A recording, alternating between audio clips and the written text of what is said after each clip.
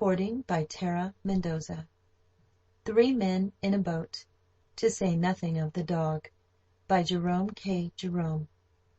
Chapter 8. Blackmailing. The proper course to pursue. Selfish boorishness of riverside landowner. Notice boards. Unchristian-like feelings of Harris. How Harris sings a comic song. A high-class party. Shameful conduct of 2 abandoned young men. Some useless information. George buys a banjo. We stopped under the willows by Kempton Park and lunched. It is a pretty little spot there, a pleasant grass plateau, running along by the water's edge and overhung by willows. We had just commenced the 3rd course, the bread and jam, when a gentleman in shirt-sleeves and a short pipe came along and wanted to know if we knew that we were trespassing. We said we hadn't given the matter sufficient consideration as yet to enable us to arrive at a definite conclusion on that point, but that, if he assured us on his word as a gentleman that we were trespassing, we would, without further hesitation, believe it. He gave us the required assurance, and we thanked him, but he still hung about, and seemed to be dissatisfied, so we asked him if there was anything further that we could do for him, and Harris, who is of a chummy disposition, offered him a bit of bread and jam. I fancy he must have belonged to some society sworn to abstain from bread and jam, for he declined it quite gruffly, as if he were vexed at being tempted with it, and he added that it was his duty to turn us off. Harris said that if it was a duty it ought to be done, and asked the man what was his idea with regard to the best means for accomplishing it. Harris is what you would call a well-made man of about No. 1 size, and looks hard and bony, and the man measured him up and down, and said he would go and consult his master, and then come back and chuck us both into the river. Of course, we never saw him any more, and of course, all he really wanted was a shilling. There are a certain number of riverside roughs who make quite an income during the summer by slouching about the banks and blackmailing weak-minded noodles in this way. They represent themselves as sent by the proprietor. The proper course to pursue is to offer your name and address, and leave the owner, if he really has anything to do with the matter, to summon you and prove what damage you have done to his land by sitting down on a bit of it. But the majority of people are so intensely lazy and timid that they prefer to encourage the imposition by giving in to it rather than put an end to it by the exertion of a little firmness. Where it is really the owners that are to blame, they ought to be shown up. The selfishness of the riparian proprietor grows with every year. If these men had their way, they would close the river Thames altogether. They actually do this along the minor tributary streams and in the backwaters. They drive posts into the bed of the stream, and draw chains across from bank to bank, and nail huge notice-boards on every tree. The sight of those notice-boards rouses every evil instinct in my nature. I feel I want to tear each one down and hammer it over the head of the man who put it up, until I have killed him, and then I would bury him and put the board up over the grave as a tombstone. I mentioned this feelings of mine to Harris, and he said he had them worse than that. He said he not only felt he wanted to kill the man who caused the board to be put up, but that he should like to slaughter the whole of his family and all his friends and relations, and then burn down his house. This seemed to me to be going too far, and I said so to Harris, but he answered, "Not a bit of it. Serve 'em all jolly well right, and I'd go and sing comic songs on the ruins." I was vexed to hear Harris go on in this bloodthirsty strain. We never ought to allow our instincts of justice to degenerate into mere vindictiveness. It was a long while before I could get Harris to take a more Christian view of the subject, but I succeeded at last, and he promised that he would spare the friends and relations at all events, and would not sing comic songs on the ruins. You have never heard Harris sing a comic song, or you would understand the service I had rendered to mankind. It is one of Harris's fixed ideas that he can sing a comic song. The fixed idea, on the contrary, among those of Harris's friends who have heard him try, is that he can't. and never will be able to, and that he ought not to be allowed to try. When Harris is at a party and is asked to sing, he replies, "Well, I can only sing a comic song, you know." And he says it in a tone that implies that his singing of that, however, is a thing that you ought to hear once and then die. "Oh, that is nice," says the hostess. "Do sing one, Mr. Harris." And Harris gets up and makes for the piano with the beaming cheeriness of a generous-minded man who is just about to give somebody something. "Now, please, silence, please, everybody," says the hostess, turning around. "Mr. Harris is going to sing a comic song." "Oh, how jolly!" they murmur. And they hurry in from the conservatory, and come up from the stairs, and go and fetch each other from all over the house, and crowd into the drawing-room, and sit around all smirking in anticipation. Then Harris begins. Well, you don't look for much of a voice in a comic song. You don't expect correct phrasing or vocalization. You don't mind if a man does find out, when in the middle of a note, that he is too high and comes down with a jerk. You don't bother about time. You don't mind a man being 2 bars in front of the accompaniment, and easing up in the middle of a line to argue it out with the pianist, and then starting the verse afresh. But you do expect the words. You don't expect a man to never remember more than the first 3 lines of the first verse, and to keep on repeating these until it is time to begin the chorus. You don't expect a man to break off in the middle of a line and snigger and say it's very funny, but he's blessed if he can think of the rest of it, and then try and make it up for himself, and afterwards suddenly recollect it when he has got to an entirely different part of the song, and break off without a word of warning to go back and let you have it then and there. You don't. Well, I will just give you an idea of Harris's comic singing, and then you can judge of it for yourself. Harris, standing up in front of the piano and addressing the expectant mob. "I'm afraid it's a very old thing, you know. I expect you all know it, you know, but it's the only thing I know. It's the judge's song out of Pinafore. No, I don't mean Pinafore. I mean, you know what I mean. The other thing, you know. You must all join in the chorus, you know." Murmurs of delight and anxiety to join in the chorus. Brilliant performance of prelude to the judge's song in Trial by Jury, by nervous pianist. Moment arrives for Harris to join in. Harris takes no notice of it. Nervous pianist commences prelude over again, and Harris, commencing singing at the same time, dashes off the first 2 lines of the First Lord's song out of Pinafore. Nervous pianist tries to push on with prelude, gives it up, and tries to follow Harris with accompaniment to judge's song out of Trial by Jury. Finds that doesn't answer, and tries to recollect what he is doing and where he is. Feels his mind giving way and stops short. Harris, with kindly encouragement. "It's all right. You're doing it very well indeed. Go on." Nervous pianist. "I'm afraid there's a mistake somewhere. What are you singing?" Harris promptly. "Why, the judge's song out of Trial by Jury. Don't you know it?" Some friend of Harris's from the back of the room. "No, you're not, you chucklehead. You're singing the Admiral's song from Pinafore." Long argument between Harris and Harris's friend as to what Harris is really singing. Friend finally suggests that it doesn't matter what Harris is singing, so long as Harris gets on and sings it, and Harris, with an evident sense of injustice rankling inside him, requests pianist to begin again. Pianist thereupon starts prelude to the Admiral's song, and Harris, seizing what he considers to be a favourable opening in the music, begins. Harris.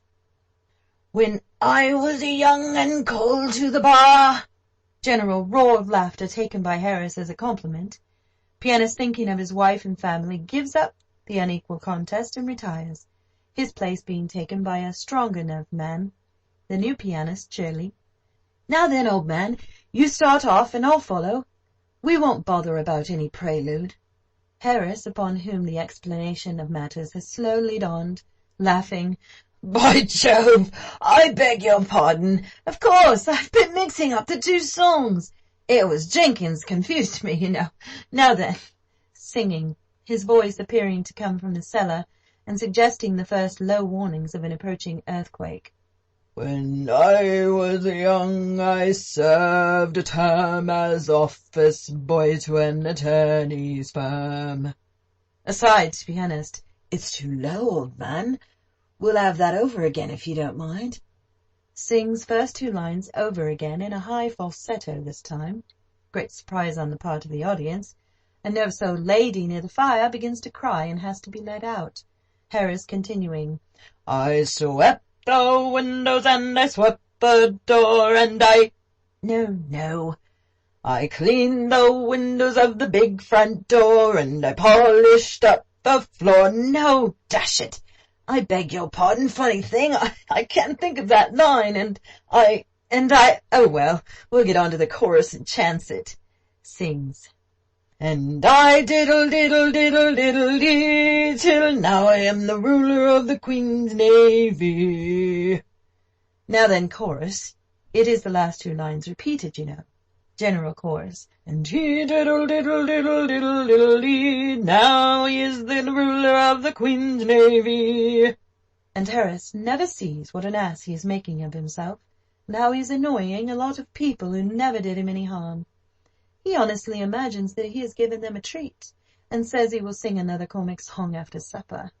Speaking of comic songs and parties, reminds me of a rather curious incident at which I once assisted, which as it throws much light upon the inner mental working of human nature in general, ought, I think, to be recorded in these pages. We were a fashionable and highly cultured party. We had on our best clothes, and we talked pretty, and were very happy. All except two young fellows, students just returned from Germany, commonplace young men, who seemed restless and uncomfortable, as if they found the proceedings slow. The truth was, we were too clever for them. Our brilliant but polished conversation, and our high-class tastes, were beyond them. They were out of place. Among us they never ought to have been there at all. Everybody agreed upon that, later on. We played morceaux from the old German masters. We discussed philosophy and ethics. We flirted with graceful dignity. We were even humorous in a high-class way. Somebody recited a French poem after supper, and we said it was beautiful. And then a lady sang a sentimental ballad in Spanish, and it made one or two of us weep. It was so pathetic. And then those two young men got up and asked us if we had ever heard Herr Boschen, who had just arrived, and was then down in the supper-room, sing his great German comic song. None of us had heard it, that we could remember. The young men said it was the funniest song that had ever been written, and that if we liked, they would get Herr Boschen, whom they knew very well, to sing it. They said it was so funny that when Herr Boschen had sung it once before the German Emperor, he, the German Emperor, had to be carried off to bed.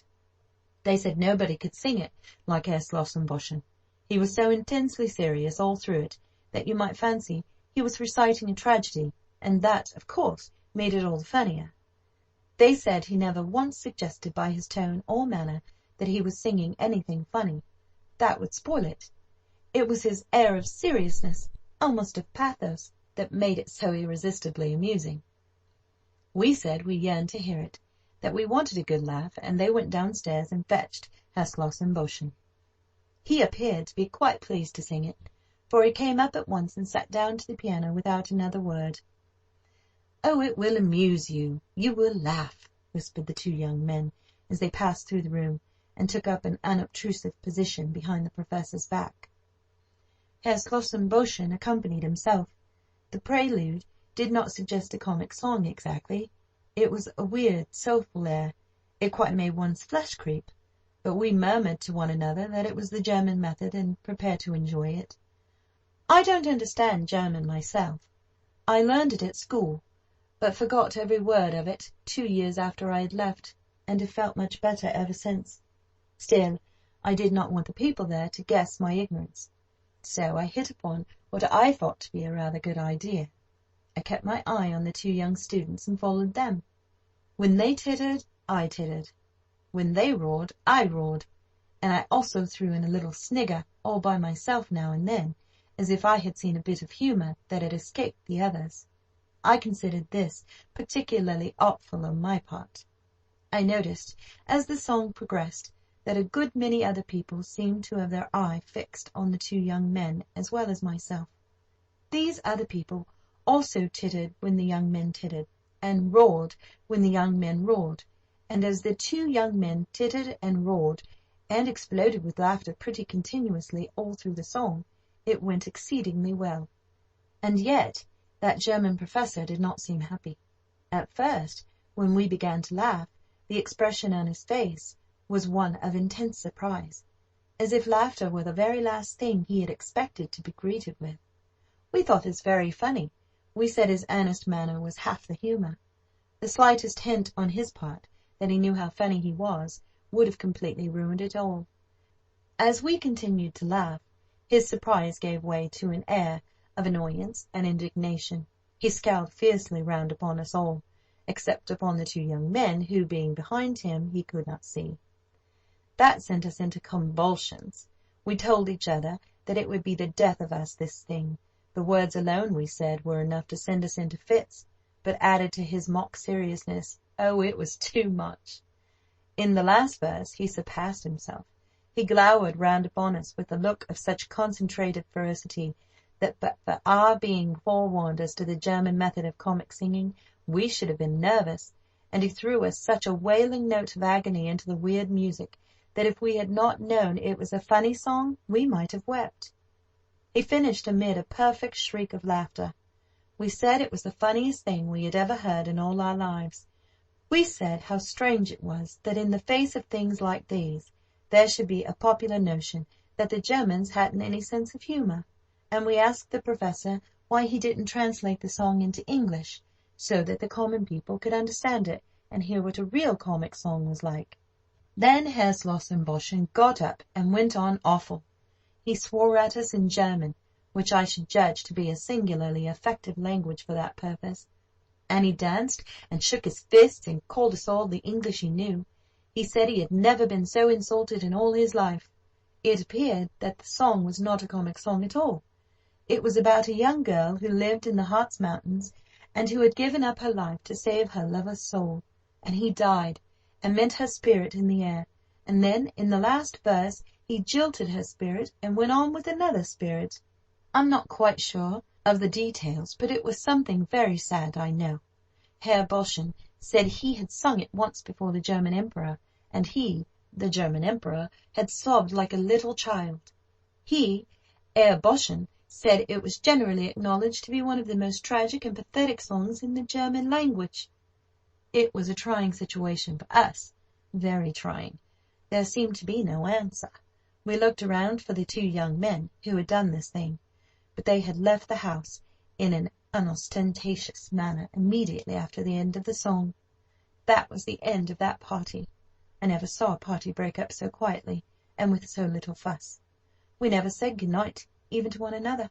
We came downstairs one at a time, walking softly, and keeping the shady side. We asked the servant for our hats and coats in whispers, and opened the door for ourselves, and slipped out, and got round the corner quickly, avoiding each other as much as possible. I have never taken much interest in German songs since then. We reached Sunbury Lock at 3:30.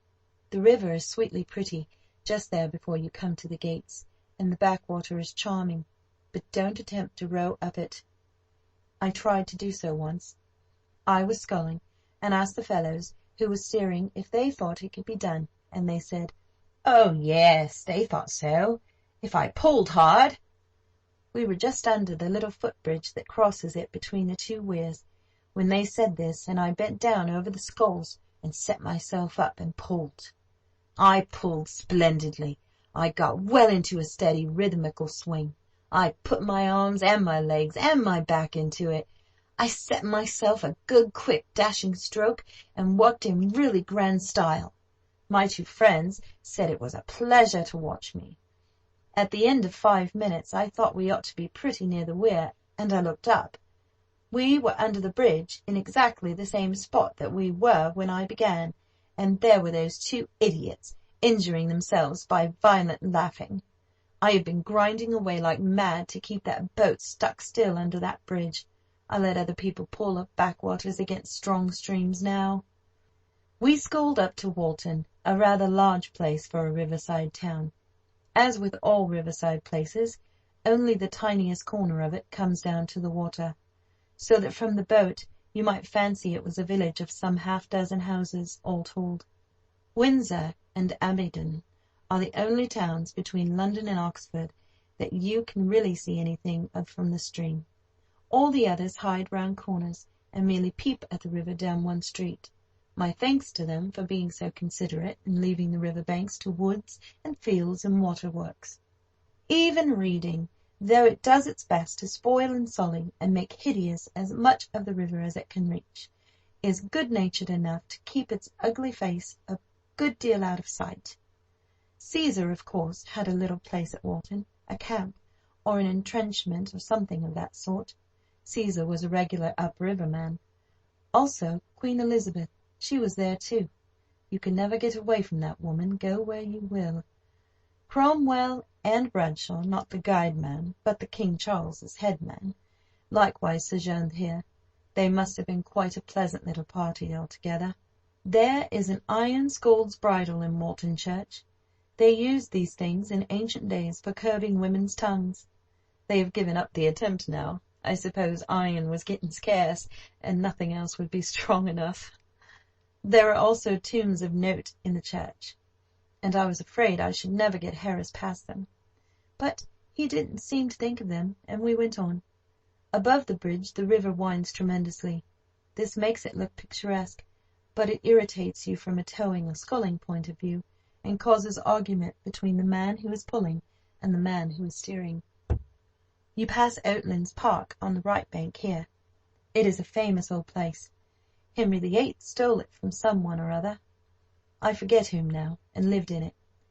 There is a grotto in the park, which you can see for a fee, and which is supposed to be very wonderful, but I cannot see much in it myself. The late Duchess of York, who lived at Oatlands, was very fond of dogs, and kept an immense number. She had a special graveyard made, in which to bury them when they died, and there they lie, about 50 of them, with a tombstone over each, and an epitaph inscribed thereon. Well, I dare say they deserve it quite as much as the average Christian does. At Corway Stakes, the first bend above Walton Bridge, was fought a battle between Caesar and Cassivellaunus. Cassivellaunus had prepared the river for Caesar by planting it full of stakes, and had no doubt put up a notice board. But Caesar crossed it in spite of this. You couldn't choke Caesar off that river. He is the sort of man we want round the backwaters now. Halliford and Shepperton are both pretty little spots where they touch the river, but there is nothing remarkable about either of them. There is a tomb in Shepperton churchyard, however, with a poem on it, and I was nervous lest Harris should want to get out and fool around it. I saw him fix a longing eye on the landing stage as we drew near it, so I managed, by an adroit movement, to jerk his cap into the water, and in the excitement of recovering that, and his indignation at my clumsiness, he forgot all about his beloved graves. At Weybridge, the Wey, a pretty little stream, navigable for small boats up to Guildford, and one which I have always been making up my mind to explore, and never have, the Bourne, and the Basingstoke Canal, all into the Thames together. The lock is just opposite the town, and the first thing that we saw when we came in view of it was George's blazer on one of the lock gates, closer inspection showing that George was inside it. Montmorency set up a furious barking. I shrieked. Harris roared. George waved his hat and yelled back. The lock-keeper rushed out with a drag, under the impression that somebody had fallen into the lock, and appeared annoyed at finding that no one had. George had rather a curious oilskin-covered parcel in his hand. It was round and flat at one end, with a long straight handle sticking out of it. "What's that?" said Harris. "A frying-pan?" "No," said George, with a strange, wild look glittering in his eyes. "They are all the rage this season. Everybody has got them up the river. It's a banjo!" "I never knew you played the banjo," cried Harris and I in one breath. "Not exactly," replied George, "but it's very easy, they tell me, and I've got the instruction book." End of Chapter 8. Read by Tara Mendoza. Phoenix, Arizona, February 2011.